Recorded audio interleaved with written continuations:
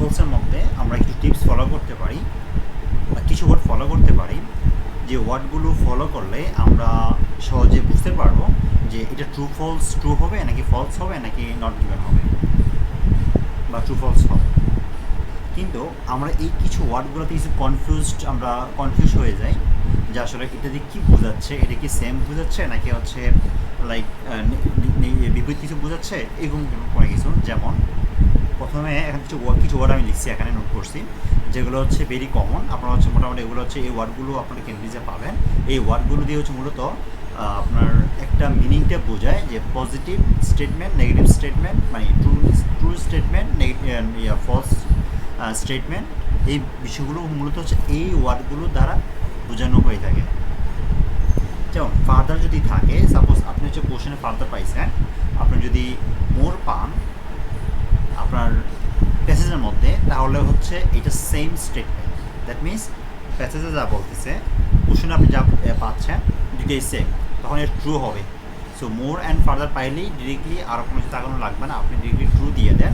যখন হচ্ছে আপনি কিওয়ার্ডটা খুঁজে পাবেন, কিওয়ার্ডটা খুঁজে পাওয়ার পরে যখন আপনি এই দুটো ওয়ার্ড সিমিলার মতো করে খুঁজে পাবেন, তাহলে হচ্ছে এটা ট্রু দিয়ে দিবেন। সেমভাবে মে অ্যান্ড ক্যান, এখন আমরা হচ্ছে মে হচ্ছে পাচ্ছি আমাদের প্যাসেজের মধ্যে, অ্যান্ড ক্যান পাইলাম আমাদের কোশ্চেনের মধ্যে। মে অ্যান্ড ক্যান দুটো একই জিনিস বোঝায়, একই কথা। সো যখন আমরা মে অ্যান্ড ক্যান আমরা একইভাবে পাবো কোশ্চেন এবং প্যাসেজের মধ্যে, তাহলে সেটা আমরা ট্রু দিয়ে দিব। টি মানে ট্রু, এফ মানে ফলস। তারপর ফিউ অ্যান্ড এফিও, এটা আসলে সেম না। এই ফিউ মানে কি? ফিউ মানে নাই বোঝায়, মূলত নেগেটিভলি ইউজ করা হয়, নেগেটিভ সেন্সে ইউজ করা হয়। এই ফিউ মানে হচ্ছে কিছু আছে, দ্যাট মিনস পজিটিভ। এখন আমরা হচ্ছে অনেকে কী করি, ফিউ অ্যান্ড এ ফিউর মধ্যে হয়তো আমরা পার্থক্য বুঝি না, দ্যাটসে হচ্ছে আমরা এটা ফিউ অ্যান্ড এ ফিউ দিয়ে দিই, ট্রু দিয়ে দিই, যেহেতু সেম আমরা লেখা পাচ্ছি। বাট মূলত ফিউ অ্যান্ড এ ফিউ মিনিংটা সেম না, একটা হচ্ছে পজিটিভ আর একটা হচ্ছে নেগেটিভ, মানে নাই বোঝায়। সো এটা হচ্ছে আমাদের ফিউ অ্যান্ড এ ফিউ থাকলে হবে আমাদের ফলস।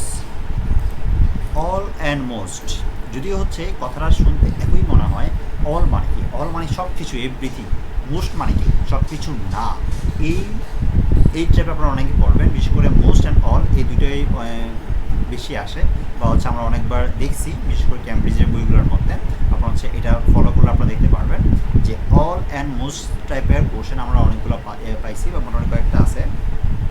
কিন্তু অল অ্যান্ড মোস্ট মানে হচ্ছে সেম জিনিস বোঝাচ্ছে না। অল মানে সব কিছু বোঝাচ্ছে, মোস্ট মানে কিছু সংখ্যক বা বেশিরভাগ বাট সব কিছু না। সো এটা কখনোই সেম হইতে পারে না, যেহেতু হচ্ছে স্টেটমেন্ট সেম না, এটা অবশ্যই ফলস হবে। ফলস বা হচ্ছে নো, এখানে আমি টি দিছি, আপনারা হচ্ছে এখানে টি মানে ট্রু অ্যান্ড ইয়েস ধরে নেবেন, আর ফলস মানে হচ্ছে যে নো অ্যান্ড ফলস। তো ম্যাক্সিমাম অ্যান্ড মিনিমাম, কথাগুলো ম্যাক্সিমাম মিনিমাম মানে ম্যাক্সিমাম মানে কি? সর্বোচ্চ, মিনিমাম মানে সর্বনিম্ন। সো কথাটা কিন্তু সেম না। সর্বোচ্চ এতটা আছে, বা মিনিমাম এতটা থাকতে পারে। কোনোটা যদি আমরা কোনো একটা প্রোডাক্ট বা কোনোটা আইটেম যদি আমরা বুঝাই, তাহলে ম্যাক্সিমাম বলতে পারি এতটা প্রোডাক্ট, বা হচ্ছে মিনিমাম এতটা product. So maximum and minimum কখনোই সেম না। যখন হচ্ছে আমরা এভাবে কোনোটা বিষয় পাবো, ম্যাক্সিমাম হচ্ছে আমাদের কোশ্চেনে, মিনিমাম হচ্ছে আমাদের প্যারাগ্রাফে, সো এটা অবভিয়াসলি ফলস হবে।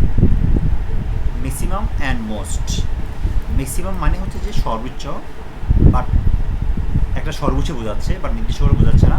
মোস্ট মানে কি? সর্বোচ্চ। সো ম্যাক্সিমাম অ্যান্ড মোস্ট যখন হচ্ছে আমরা কোশ্চেনে পাবো, এটা অবশ্যই আমাদের এটা ট্রু হবে।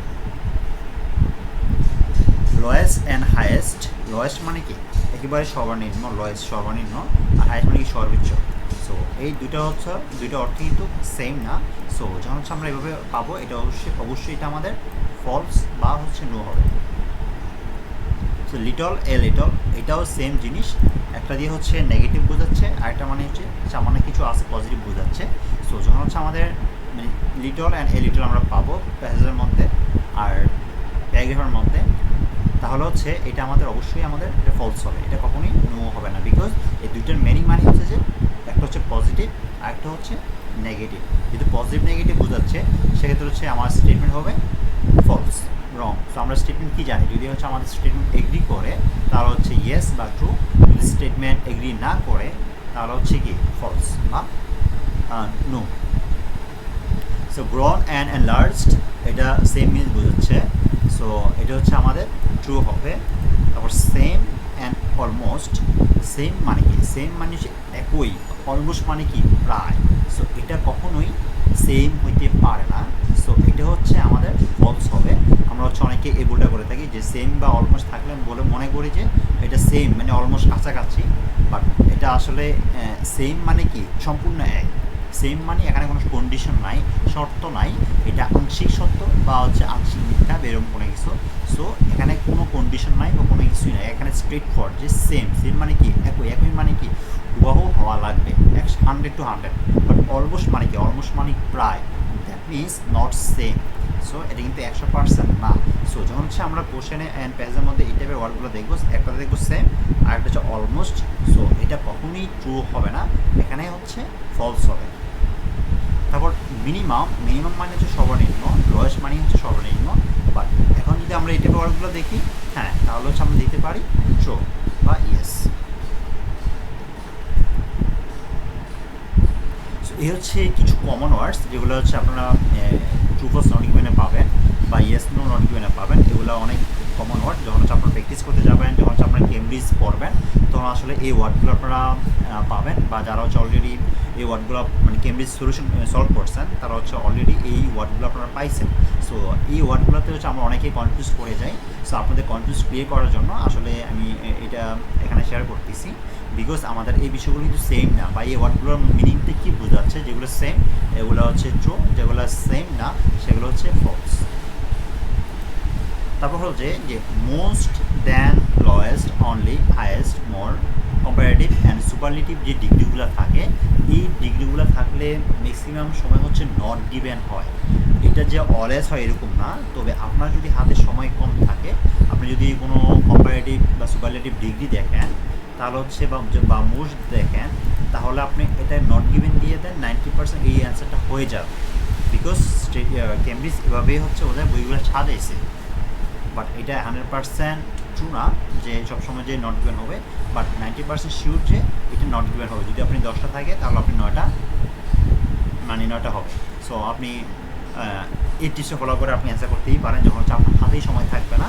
সো আমি অলওয়েজ বলি যখন হচ্ছে আপনার হাতে পর্যাপ্ত সময় থাকবে, সো আপনাকে অবশ্যই পড়ে অ্যান্সার করতে হবে। যদি হচ্ছে আপনার হাতে সময় না থাকে তখন হচ্ছে আপনারা এই টিপসগুলো আপনি ইউজ করবেন, যেন হচ্ছে আপনার মোটামুটি অ্যান্সারটা হয়, যে একটা স্ট্র্যাটেজি ফলো করে আপনি কাজ করতেছেন, প্র্যাকটিস করতেছেন, বা আপনি অ্যান্সার করতেছেন, যেটা হচ্ছে একটা সেম পড়ে যেন একটা থাকে সেই কারণে।